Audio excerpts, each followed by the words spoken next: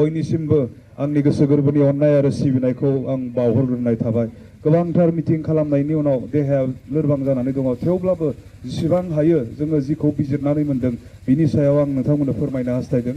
दिनै गोबां रोखोमनि जेंना आं नोंथांमोननि बे गोबां जायगायाव बै समाव बुंदोंमोन दिनै परिबर्तन प्रमोद बर' बिथाङा परिबर्तननि स्ल'गानजों दिनै बिटिसिआव सासनाव फैनो नागिरदों। नाथाय जि परिबर्तनखौ प्रमोद बर'आ लाबोनो नागिरदों बे परिबर्तना जोंनि थाखाय मोजां नङा होननानै जोङो थांनाय 2020 मायथाइनि बिटिसि इलेक्सनावनो जोङो गारामा फुवार जों बुंदोंमोन जे सोलायनाया मोननै रोखोमनि, थाखानाय मोजांनिफ्राय गाज्रियाव फैनाय बेबो सोलायनाय, गाज्रिनिफ्राय साबसिनाव फैनाय बेबो सोलायनाय। सोलायनाया मोननै रोखोमनि, अर्थात परिबर्तना मोननै रोखोमनि। प्रमोद बर'आ जि परिबर्तनखौ लाबोनो नागिरदों बियो थाखानाय मोजांनिफ्राय गाज्रियाव फैनाय परिबर्तनखौसो लाबोनो नागिरदों होननानै जों बुंदोंमोन। नुबाय दिनै जामारदों बिटिसिआ बेबायदिनो। गोबांथार जोंनि सेंग्रा सिख्लाफोरा बिपिएफनि सासननि समाव साख्रि बाख्रि मोनदोंमोन। गोबां बिटिसिनि रायजो राजाफोरा दिनै सोरबाया थिका मावनानै गावखौ फसंथान खालामनो हादोंमोन, रांखावरि बिथिङाव जौगालांदोंमोन। बेपारिफोराबो बेपार खालामनानै गावनि न'खरखौ सलायनो हानाय जादोंमोन। दिनै जोंनि गिर्जा न'आ बै समाव सिफाय जायाखैमोन, जोंनि बाथौ थानसालि जोंनि ब्रह्म थानसालिफोरा दिनै सिफाय जायाखैमोन। नाथाय दिनैनि तारिखाव इउपिपिएल गभर्नमेन्ट फैनाय लोगो लोगोनो बे गासै घटनाफोरा जादों रायजोफोर। बेवहायनो जों बुंनायमोन बै समाव जि परिबर्तन दिनै प्रमोद बर'आ लाबोनो नागिरदों बे मोजां परिबर्तन नङा, थाखानाय मोजांनिफ्राय गाज्रियाव फैनाय जि परिबर्तन बेखौसो लाबोनो नागिरदों होननानै दिनै मेगनजोंनो नुदों रायजो राजाफोरा। गोबां नोंथांमोननि बे ओनसोलनि जोंखौ बै समाव बुंनाय बाथ्राखौ खोनानाय व्यक्तिफोरा दिनैसिमबो जोंखौ फन खालामो, फंबाय नोंथांमोना जि बाथ्राखौ बुंनानै गालांनाय गासैबो आखरे आखरे जाजोब्बाय होननानै। आरो जोंनिफ्राय हेफाजाब नागिरो।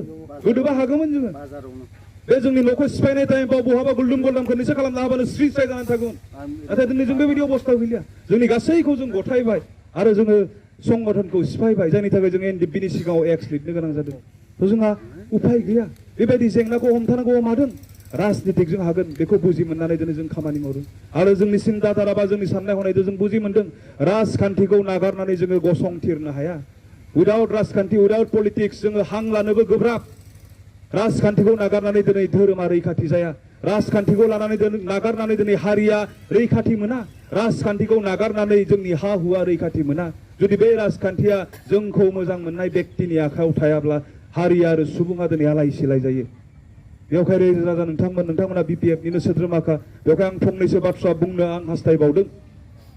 दिनै थांनाय 2020 मायथाइयाव जालांनाय जि गोरोबथा, बे गोरोबथानि गेजेरजों एनडिएफबिआ गासै हाथियारफोरखौ जोङो भारत सरकार आरो आसाम सरकारनो गथायदों। गुवाहाटीनि जिएमसिनि अडिट'रियामाव जोंनि गासै मुवाफोरखौ जोङो सोरखारनो होनानै सारेन्डार जादों।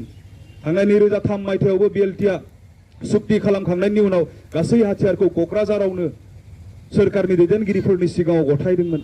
बेयो मोनसे नियम, रायजोफोर बेखौ मावथारनांगौ जायो।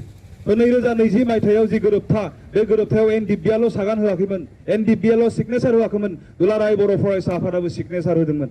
जोंथ' हाथियार गथायनायनि सारेन्डार जाबाय, आफादखौबो जों सिफायबाय। दुलाराय बर' फरायसाया माखौ गथायनानै सारेन्डार जादों दिनै सोरबा सोंदोंना? बे सिक्रेटैनो दङ, बियो दिनै बारा खुला जायाखै। जों सम बारनायजों लोगोसे बुजि मोनगासिनो दङ आरो फोरमायगासिनो दङ जों सैथोखौ। बिटिआरनि एमअएसआव मोनसे बाथ्रा बिथांमोना लिरनानै लाबोदों, बे जोंनि बिटिसि ओनसोलाव जेसेबांखिनि ग्रेजिं लेन्ड दङ, जेसेबांखिनि फरेस्ट लेन्ड दङ, जेसेबांखिनि गभर्नमेन्ट लेन्ड दङ, बे गासै हाखौ आसाम सरकारनो हरफिननाय जाबाय होननाय मोनसे दफा दङ। नंगौना नङा आदा? 7.2 बे क्लजखौ बिथांमोना लाबोदों आरो बेनो बिथांमोननि सारेन्डार, फाइनेल एन्ड कमप्रेहेन्सिभ। बेनो दुलाराय बर' फरायसा आफादनि सारेन्डार। अर्थात थोंजोङै गोरलै रावाव जुदि बुङोब्ला नोंथांनि हा हुखौ दिनै सोरखारनो होनानै दुलाराय बर' फरायसा आफादा सारेन्डार जादों। आसाम सरकारनो सारेन्डार जादों बिथांमोना। बिनि एग्जाम्पलखौ आं नोंथांमोननो होनो हास्थायदों। जायफोरा दिनै 20 हा दङमोन नोंथांमोना साननानै नाय, जायफोरा दिनै 100 हा दंमोन नोंथांमोना साननानै नाय, नोंथांमोना दिनै बे 20 हा आरो 100 हानि खाजोना दिनै होनो मोनलिया। होनो थांब्लाबो मौजादारा लालिया। मानो लालिया? बे हाया खारन नोंनि नंलिया। मानो नंलिया? 2020 मायथाइयाव जि बिटिआर सुक्ति, बे सुक्तियाव नोंनि हाखौ नोंनियाव सोङा लाफानो, बर' रायजो राजानियाव सोङा लाफानो दुलाराय बर' फरायसा आफाद एबा प्रमोद बर'आ आसाम सरकारनो फाननानै फैबाय, बिथांमोननो गथायनानै होबाय। बिनि थाखायनो दिनै बे हानि खाजोनाखौ लालिया। नों जुदि खाजोना होनो मोनाबा बे हाया नोंनि नङा। दिनै गोबां इउपिपिएल खामग्रा व्यक्तिफ्रा बेयाव गैया जानो हागौ, बिथाङा मोनथिनाय नङा। आं दहायबो बुंदों बिपिएफनि गोनजाखा नोंथांमोना फोरमाय। आं जेरै उदालगुरिनिफ्राय फैनानै बेयाव नोंथांमोननियाव फोरमायफैदों। मानो लायाखै? खारन बे हाया जोंनि नंलिया। दिनै सुक्तिनि गेजेरजों प्रमोद बर' बिथाङा जोंनि हाखौबो फाननानै फैदों। आलादा रायजोनि सिमांखौ दिनै फुल स्टप होनानै फैदों। दिनै बेबायदि जेंनाफोरा दिनै जोंनि गेजेराव दङ। आरो आसाम सोरखारालाय मानो जोंनि बे बिटिसिनि हाखौ अर्थात नोंथांमोननि हाखौ लानो लुबैखो? बिनिबो खारन दङ। का होननानै जायखौ बुङो सिटिजेनशिप एमेन्डमेन्ट एक्ट, बेबायदि मोनसे आयेन फैदों भारताव। बिजेपिआ लाबोदों बे आयेनखौ। आरो जेब्ला बे आयेना फैबाय, जोंनि आसामनि गिबि मन्त्रि डक्टर हेमन्त बिश्व शर्माया बिथाङा बुंदों जे गुबुन हादोरसायाव गुबुन स्टेटआव मानिदा मानि आसामाव बेखौ मानिगोन, आंनो गिबिसिन इमप्लिमेन्ट खालामगोन होननानै बे बाथ्राखौ बिथाङा बुंदों। काखौ आंनियावनो जाग्रो होगोन होननानै हेमन्त बिश्व शर्मा बिथाङा बुंदों। कायालाय मा जिनिस? काया बैबायदि मोनसे आयेन भारतनि जे बांलादेशआव थानाय हिन्दु बेंगलिफोरखौ लाबोनो नागिरदों, आफगानिस्तानाव थानाय हिन्दुफोरखौ लाबोनो नागिरदों, बा पाकिस्तानाव थानाय हिन्दुफोरखौ लाबोनो नागिरदों, बुहुमाव गुबुन गुबुन जायगायाव थानाय हिन्दुफोरखौ दिनै लाबोनो नागिरदों। दा लाबोगोनबा हेमन्त बिश्व शर्मायाथ' लाबोगोन होनना बुंबाय। काखौ मानिनाय माने गनायनाय माने लाबोगोन होननानै बुंबाय। दा लाबोगोनबा बहा दोनगोन? गुवाहाटियाव दोननाय नङा, दिल्लीयाव जायगा गैया, जरहाटआव जायगा गैया, दिसपुराव दिनै जायगा गैया, माहा दोनगोन? जोंनियाव दोनगोन। आरो बेखौनो दिनै पलिसि लानानै सरकारा बै समावनो खायदा खालामनानै जोंनि हाखौ लाग्रोदों रायजोफोर। बेयाव जुदि जोङो गोख्रोङै बिपिएफखौ जुदि लाबोनो हायाब्ला जोंहा गिनो गोनां समा फैदों रायजोफोर। बिपिएफआ मालाबाबो हा इन्सि मोनसेबो हगारबोआखै। बिपिएफनि सासननि समाव मालाबाबो रावबो बर' फिसाया न' सिफायनानै होजायाखैमोन।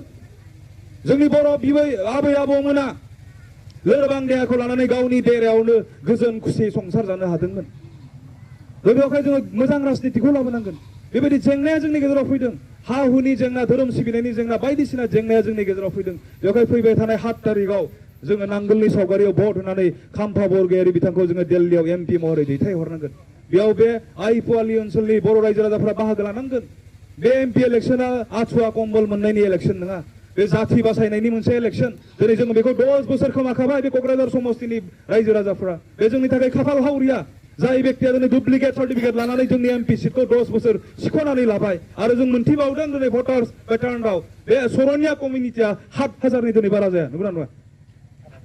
7,000नि बारा नङै मोनसे कमिउनिटिनिफ्राय, जाथिनिफ्राय दिनै जोंनि एमपिखौ सिख'नानै लाजाबाय। जों बेसेबां लासिंसिं?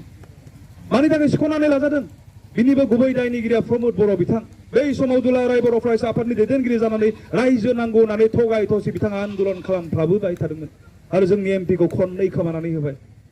आरो जोङो 3rd टाइमनि थाखाय दिनै खोमाबावनो हालिया आरो जोङो गोसो गैया।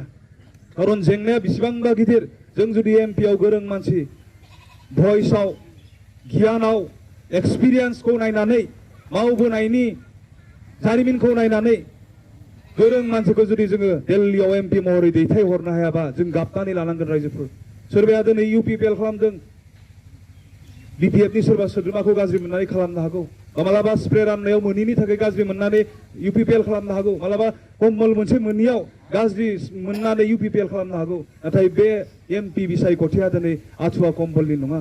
दिल्लीयाव जोंनि साननाय हनायखौ फोथायनांगौनि थाखाय बे एमपि इलेक्सना, जोबथासालियाव थानाय दैदेनगिरिफोरखौ बरननांगौनि थाखाय बे एमपि इलेक्सना। जुदि खाम्फा बरगयारिया थांनानै दिल्लीयाव जुदि एनडिपिफोरा गनांगौ होननानै पार्लियामेन्टआव जुदि बुङोब्ला गाबोन समफोरनो गगोन। खारन एग्जाम्पल बेबायदि गैया बुहुमाव जे सुक्ति खालामखांनायनि उनाव सोरबा सुक्तिकारिया जेलाव थानांनाय। पृथिबियावनो बेबायदि एग्जाम्पल गैया। दिनै जों मानो हायाखै? एग्जाम्पल गैयि जाथाया जोंनि गेजेराव जादों, थेवब्लाबो जों मानो बरननो हायाखै? खारन जोंहा गावनि एमपि गैया। बिनि फोरमाना जोंनाव दङ। जों जेब्ला दिल्लीयाव थाङो, भारतनि हम मिनिस्टार, प्राइम मिनिस्टारखौ लोगो हमनो जों जेब्ला नाजायो, जों लोगो मोना रायजोफोर। जोंनि गोसोखां बिलाइखौ जोङो मोनसे पस्ट अफिसाव सोनाय बायदि जों मोनसे बाक्सुआव सोनानै गारबोनो गोनां जायो। फरायनो फराया मोनथिया। मानो जादों बियो? खारन नब कुमार सरनियाया जोंनि एमपि जानानै दङ, बिथाङा जोंखौ सहाय खालामा। प्राइम मिनिस्टार, हम मिनिस्टारनि एपइन्टमेन्ट बिथाङा होआ।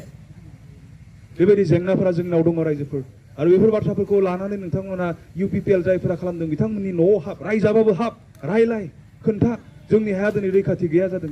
बे हा हुखौ बासायनांगौनि थाखाय, जोंनि थानसालि, जोंनि गिर्जाखौ दिनै बासायनांगौनि थाखाय जोङो बिपिएफनि केन्डिडेट खाम्फा बरगयारिखौ दिल्लीयाव हरथारनांगोन होननानै नोंथांमोनाबो बुजाय। अब्ला निस्सय बुजिगोन सोर बिसोरलाय। नोंथांमोननि गामिनिनो बे आइपुवालिनिनो हयथ' न'खरब्रै न'खरबा बा 10टा 20टा न'खरा दिनै थानो हागौ। बिसोरलाय सोर? बे आइपुवालि गामिनिनो समाजनिनो सासे व्यक्ति। नोंथांमोना मोनसे थानसालियावनो हाबग्रा व्यक्ति।